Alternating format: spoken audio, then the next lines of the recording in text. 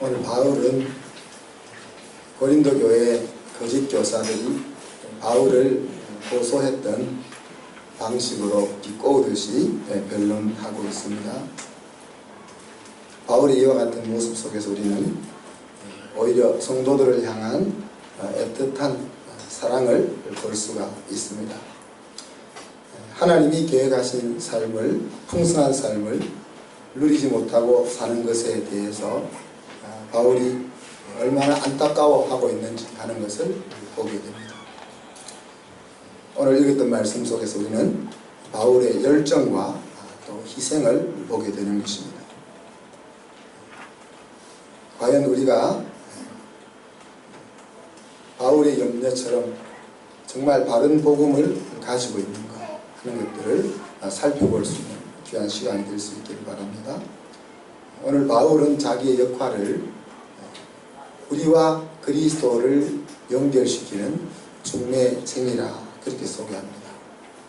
그것을 위해서 바울은 열심을 내었다 그렇게 얘기했습니다. 2절 말씀에 보면은 고린도 교회 성도를 정결한 처녀로 그리스도께 중매하려 한다 그런 표현을 썼습니다. 하나님의 계획은 우리와 예수님이 한 몸을 이루어서 행복하게 사는 것입니다. 이 일은 영원한 왕국에서 이루어질 일입니다. 이 세상에서 살고 있는 우리는 그리스도의 신부가 됩니다. 아직 결혼해서 같이 살고 있는 관계는 아니고 예비된 신부다 그런 이야기입니다. 신랑과 신부가 서로 지켜야 될 가장 귀중한 선물은 무엇일까요?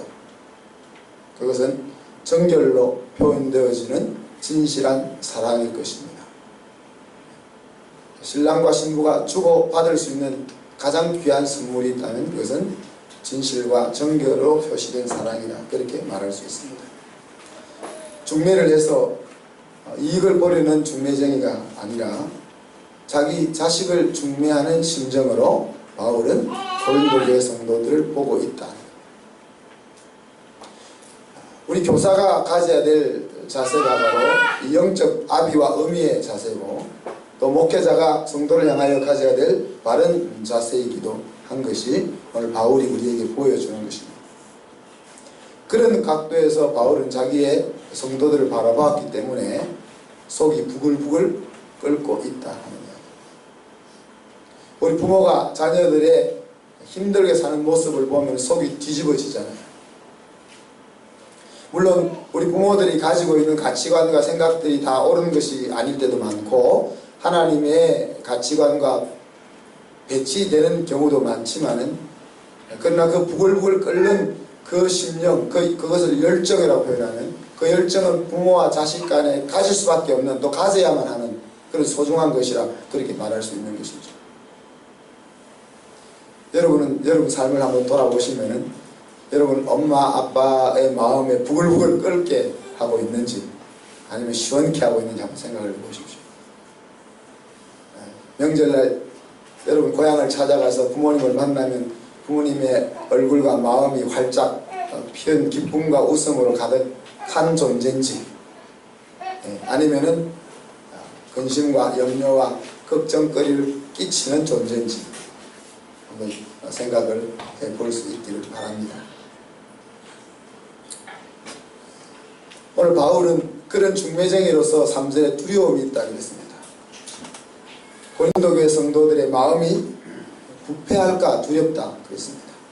이미 예수님에게 고린도 교회 성도들을 잘 소개해 놨는데 신부가 문제가 생기면 어떻게 되겠습니까? 멋있는 신부라고 소개를 해 놨는데 그 신부의 마음이 진실함과 깨끗함에서 멀어졌다면 어떻게 하겠느냐 하는 거예요. 신부가 멋있다고 소개해 놨는데 얼굴이 좀 안 멋있는 것은 이해가 될 수 있는 거예요. 신부가 아주 똑똑하다고 총명하다고 이야기해 놨는데 봄 같은 곳이 있는 것은 이해가 될 수 있는 것입니다. 그러나 진실함과 깨끗함에 문제가 있는 신부라면 그것은 문제가 크게 되는 것이죠. 오늘 사도 바울은 고린도 교회 성도들의 마음이 엉뚱한 곳에 빼앗길까 그것을 염려하고 있다는 이야기입니다. 그러면서 4절에 가면은 바울은 고린도 교회 성도들을 책망합니다. 사실 책망이라는 것은 아버지가 자식을 책망하기가 요즘 쉽지 않죠. 또 목사가 성도들을 책망하기가 쉽지 않습니다. 교회가 많아서 한성교회 아니면 교회가 없냐, 옆에 참사랑 교회도 있고 또 차 타고 가면 온누리교회, 지구촌 교회도 있는데, 그래서 책망하기가 쉽지 않습니다.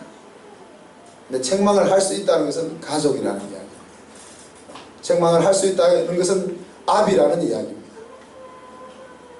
내 책망을 통해서 아이가 마음이 상해서 집을 나갈까 그런 생각을 가지지 않는다는 이야기죠.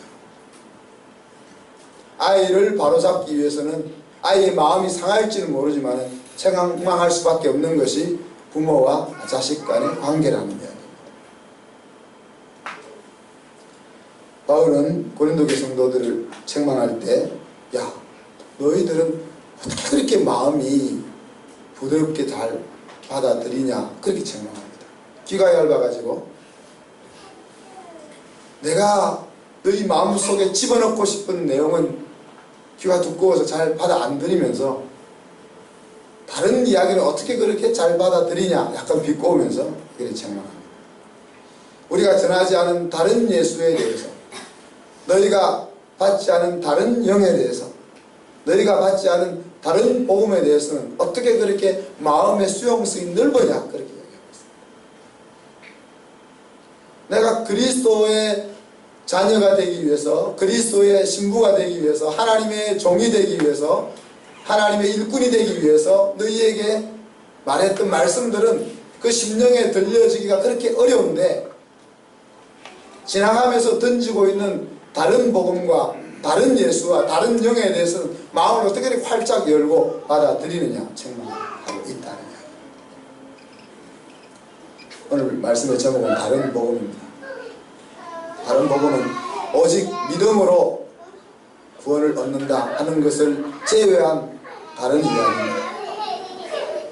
믿음으로 하나님의 생명을 얻을 수 있고 믿음으로 하나님의 자녀가 될 수 있다 하는 것을 제외한 것을 변질된 복음이라고 이야기하고, 오늘 바울은 다른 복음이라고 그렇게 이야기합니다. 갈라디아서에는 그것을 율법주의라고도 이야기합니다. 진정으로 구원을 줄 수 없는 복음, 죽은 행실로 구원을 얻게 하려고 하는 그 복음, 그리고 능력 있는 삶을 살게 하지 못하는 복음, 이런 것들이 다 다른 복음이다. 마음에 감동을 줄 수는 있고 귀를 즐겁게 줄 수는 있지만은 하나님 앞에 나를 세울 수 없고, 하나님 앞에 능력 있는 삶을 살게 할 수 없고, 내가 안고 있는 모든 문제를 뛰어넘고 이기게 해줄 수 없는 모든 것들은 다른 복음이다.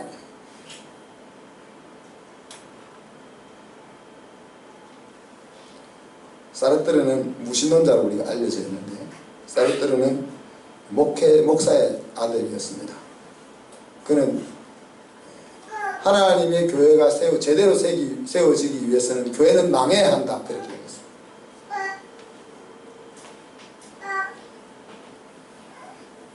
하나님이 말씀하시는 교회 아닌 교회가 이 땅에서 교회 노릇을 하고 있던 그 모습을 바라보면서 그는 과감하게 무신론의 길을 선택했다. 무신론의 길을 선택한 것이 잘한 것이 아니고 그런 주관을 가지고 살았다는 이야기죠. 우리가 복음 비슷한 것을 붙잡고 마치 그것이 복음인 것처럼 살아가서는 안 된다는 이야기를 오늘 우리가 바울은 하고 있는 것입니다. 복음은 우리가 안고 있는 모든 문제를 뛰어넘게 하는 위대함이 있지만은 그 복음은 우리가 받아들이기 힘든 부분들이 있습니다. 복음은 너무 쉬워서 믿기만 하면 된다는 관점에는 너무 쉬워서 우리가 받아들일 수가 없습니다. 네가 구원을 얻기 위해서 천 마리의 번제를 드려라 하면 이 중에 절반은 아마 1000마리 번제를 드릴 수 있을 거예요. 네가 하나님의 축복을 받기 위해서 하루도 빠지지 않고 100일 동안 나와서 기도해라. 그럼 100일 동안 기도할 수 있을 거예요. 네가 병에 낫기 위해서 나에게 이렇게 하라, 이런 규칙을 준다면은 그 규칙을 지키고 병을 낫고자 할 사람이 있을 겁니다. 근데 복음은 네가 구원을 얻는 데는 네가 덧붙일 것은 아무것도 없다. 오직 내가 한 일에 내 마음을 다고, 그것이 복음입니다. 내가 무엇을 해야만, 심지어 내가 기도해야만, 내가 말씀을 선포해야만, 내가 확신을 가지고 하나님 앞에 나아가야만 능력 있는 삶을 살고 있다고 생각하지만은, 복음은 네가 할 것은 아무것도 없다라고 얘기하는 거죠. 네가 구원을 얻기 위해서, 하나님의 자녀가 되기 위해서, 네가 안고 있는 그 문제를 뚫고 나가기 위해서 네가 할 수 있는 것은 아무것도 없다 하는 거죠. 그렇기 때문에 복음을 받아들이기가 어려운 것입니다. 또한 복음은 내가 가지고 있는 모든 것을 내려놓아라고 요구합니다. 하나님께서 우리에게 야, 네 마음을 90%만 다하고 그리고 10%는 너가 가지고 살아도 돼, 그렇게 말씀하지 않으신다는 거죠. 나는 너의 100%를 가지고 싶고 내 100%를 내게 주고 싶다 하는 것이 복음입니다. 하나님께서는 내가 가지고 있는 생각의 송두리째를 원하는 것입니다.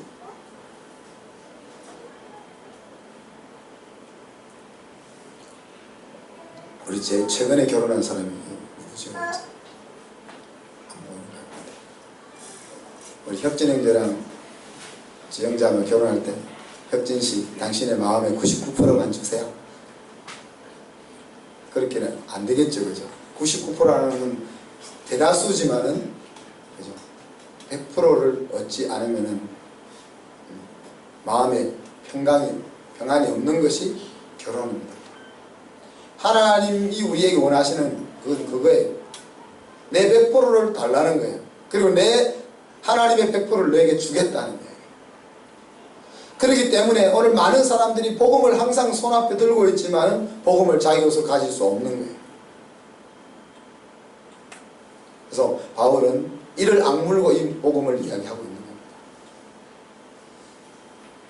겁니다. 9장까지 10장까지 그렇게 구슬르면서 하나님의 복음 진리의 말씀들을 부드럽고도 좋게 설명해 오다가 10장부터 와서는 강하게 야단치고 책망하고 있는 이유가 있는 것입니다. 왜?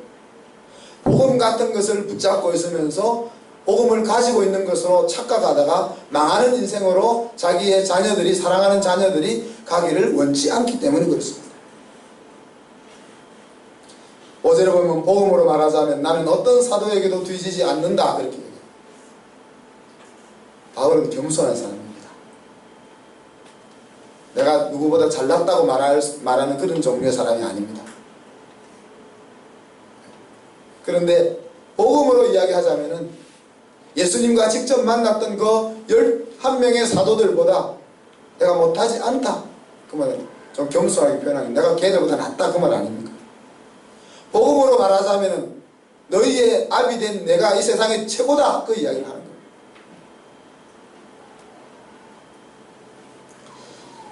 우리가 사람마다 지식의 차이도 있고 명철함의 차이도 있기 때문에 상대적입니다.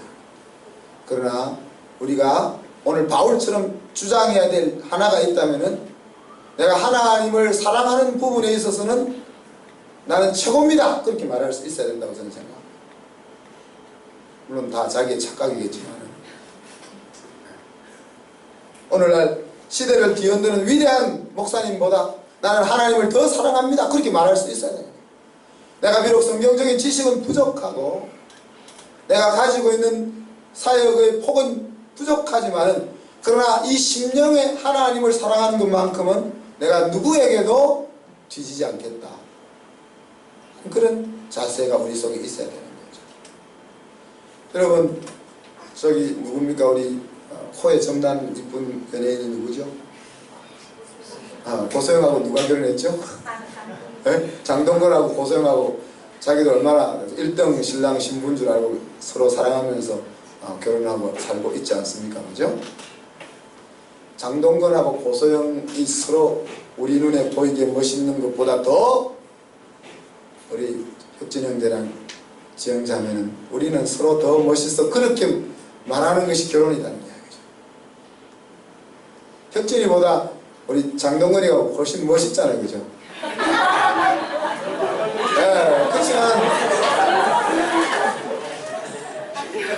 그렇지만 우리 지영 자매 눈에는 장동건 10 갖다 줘도 혁진 하나만 못하다는 거예요. 내 눈에도 그렇게 생각하는데 다른 성도들 눈에는 안 그런 것 같아요.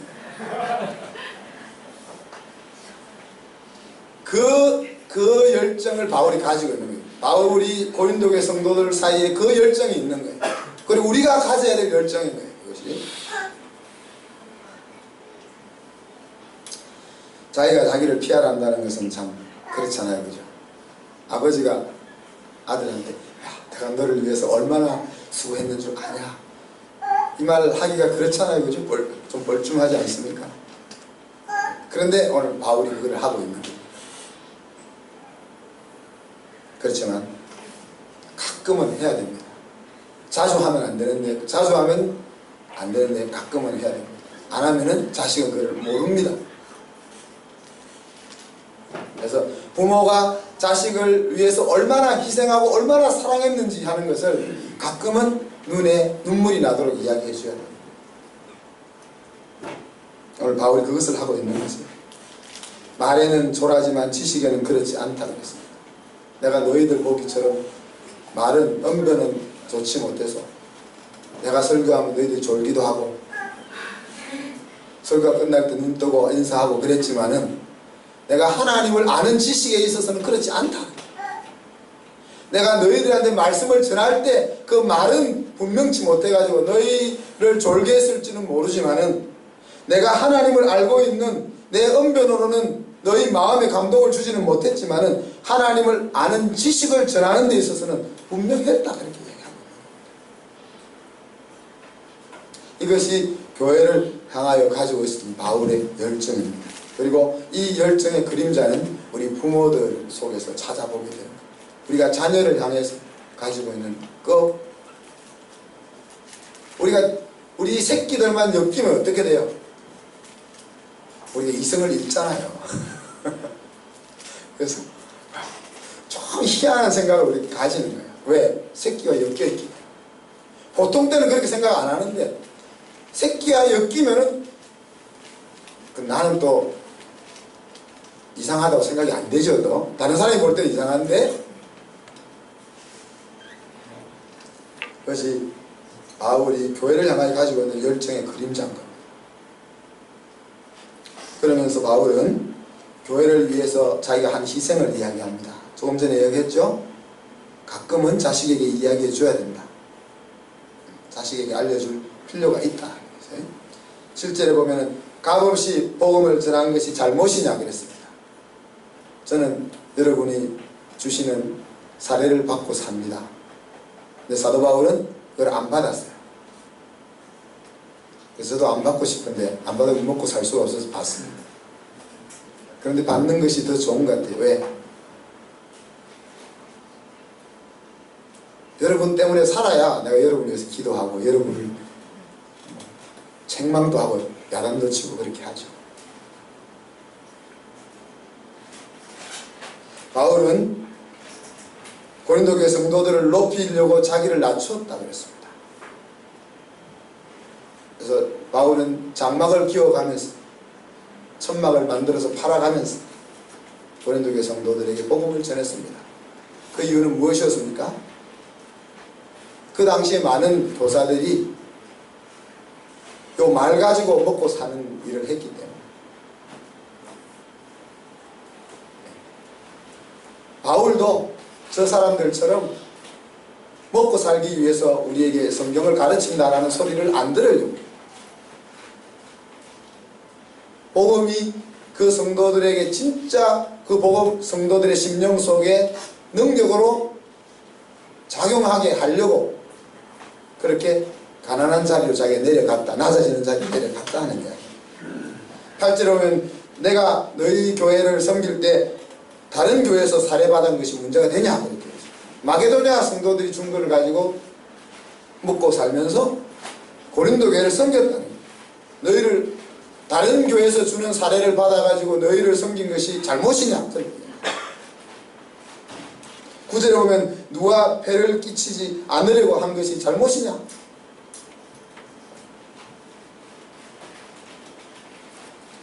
너희들을 위해서 스스로 조심하고 했던 것이 잘못이냐 그렇게 말하고 있는 것입니다. 그리고 이 자랑은 아가야 지방 너희들 옆에 있는 모든 동네에 맡기지 않을 거다. 그렇게 바울이 아비된 모습을 자랑하고 있는 것입니다. 15절에 가면은 사도 바울이 이렇게 이야기합니다.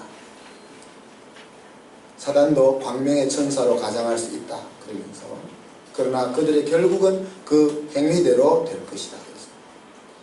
오늘 너희들 앞에 나타나서 너희들의 마음을 빼앗으려고 하는 다른 복음을 가지고 다른 예수를 가지고 너희 마음을 혼란케 하고 있는 그들이 너희 눈에는 광명한 천사처럼 보일 수 있지만 그들의 결국은 그 행위대로 될 것이다. 그들의 결국을 보면 그들이 하나님의 일꾼이었는지 가장한 천사였는지를 알 수 있다는 이야기입니다. 만약에 교회를 위한 수고로 자기가 호화로운 삶을 산다면 그것은 광명한 천사로 가장한 거짓 사역자입니다. 나무는 열매로 말한다 그랬습니다. 내가 포도나무가 나는 사과나무라고 아무리 떠들어도 포도가 열려 있으면 포도나무인 것입니다. 오늘 우리 눈앞에 보이는 하나님의 일꾼들이 위대한 역사를 우리에게 보여주고 있어도 그들이 그 섬김을 통해서 자기의 호화로운 삶을 누리고 있다면 그것은 광명한 천사로 가장한 사단의 일꾼이라고 보면 되는 것입니다. 복음은 우리에게 영광을 이야기하는 것이 아니라 고난 뒤의 영광을 이야기하는 것입니다. 고난 뒤의 영광을 이야기하는 것을 통해서 참된 복음의 길로 들어올 사람들을 모으는 것입니다.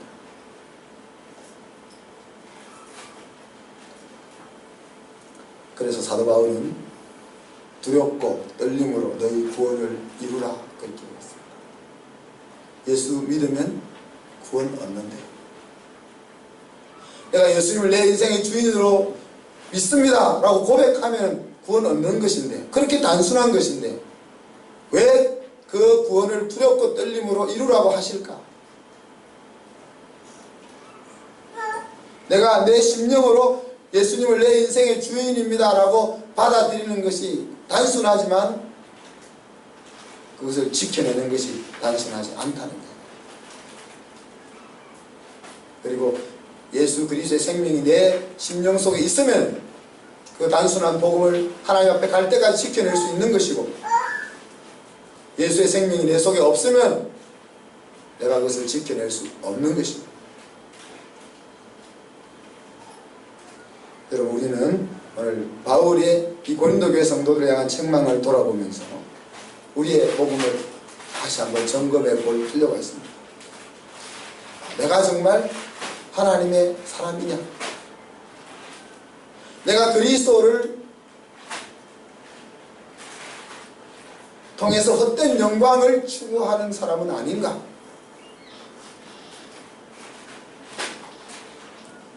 복음의 우리의 모든 삶에 참된 능력과 행복을 안겨다 주지만 그것은 이 세상에 누릴 수 있는 껍질만을 주고자 하는 것은 아닙니다.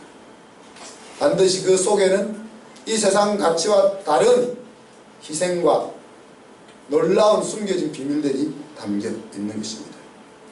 우리는 복음으로 가득한 것 같은 세상에 살고 있습니다. 거짓 교사들은 끊임없이 우리의 마음을 훔쳐가려고 우리를 공격합니다. 종교다원주의자들은 예수 그리스도만이 유일한 구원의 길이라는 것을 흔들어 놓습니다. 심지어 우리가 그렇게 제가 이야기했잖아요. 우리가 전 세계적으로 목적이 이끄는 삶으로 유명한 릭 워렌까지도 예수 말고도 구원이 있을 수 있다라고 이야기합니다. 그래서 여러분은 저도 믿으면 안 되고 누구도 믿어서는 안 되고 오직 믿을 것은 성경 속에 나타나 있는 참된 복음만이 믿을 것이다. 우리가 이루어놓은, 사람이 이루어놓은 그 껍질을 바라보고 이런 마음을 빼앗기면은 오늘 바울이 염려한 그 속에 빠지는 것입니다.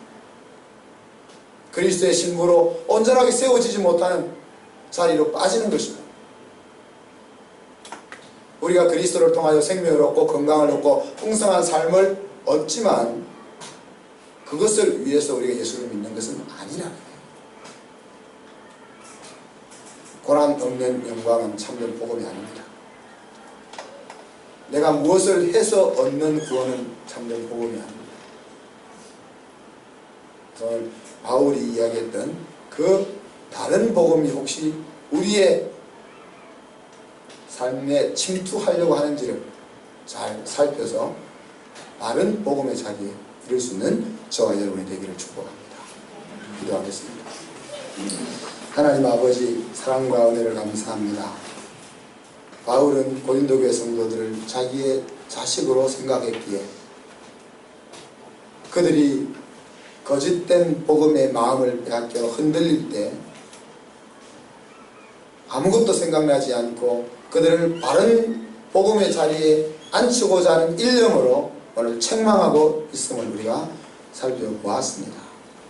주님, 저희들이 오늘 마지막 때에 하나님을 믿는 자리에 서 있는 저희들이 정말 바른 복음을 가지고 살고 있는지를 다시 한번 돌아보게 하여 주시고 우리 주변에 우리를 유혹하고 우리의 마음을 빼앗고자 하는 수많은 눈에 보이는 거짓된 복음들에게서 우리를 분리시킬 수 있게 하여 주시옵소서. 그리하여서 하나님 앞에 순전한 정결한 신부로 드려지게 하여 주옵소서. 감사드리며 예수님 이름으로 기도하옵나이다. 아멘.